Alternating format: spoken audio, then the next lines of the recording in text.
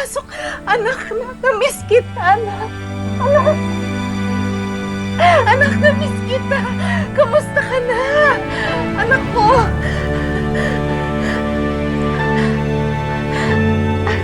Ang ganda-ganda mo. Dalagang-dalaga ka na. Kamusta ka na, anak? Okay ka naman pala, no? Akala ko kasi na-lotion ka na sa Singapore. Naka-makeup ka? Bakit? Kanino ka nagpapaganda?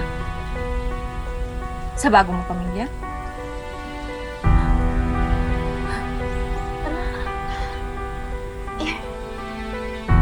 Hindi.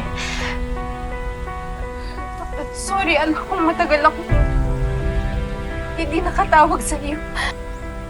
Huwag na. Hindi ko na kailangan ng mga excuses mo. Alam mo ba kung ilang taon kitang pinag-uusap? Ilang taon kong niloko yung sarili ko na you still care about me. Pero alam mo, nag-realize ko, you never care. Hindi totoo yan. Ni text, ni tawag, ni email na lang wala. Anak, Hindi! Papaliwanag. Hindi!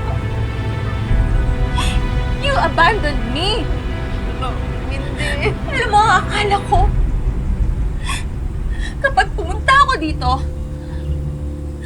pag nakita kita, mapapatawad na kita. Anak, hayaan mo. Hindi pa pala. Liwanag sa'yo, anak. Hayaan mong sabihin ko sa'yo lahat. Yung totoo, sasabihin ko sa'yo, anak. Ayan. Isaksak mo yan sa bunganga mo. Hanggang sa mabilaukan ka ng pera. Di ba yan naman ang dahilan kaya mo ako iniwan? Para magpakasasa ka dun sa Singapore?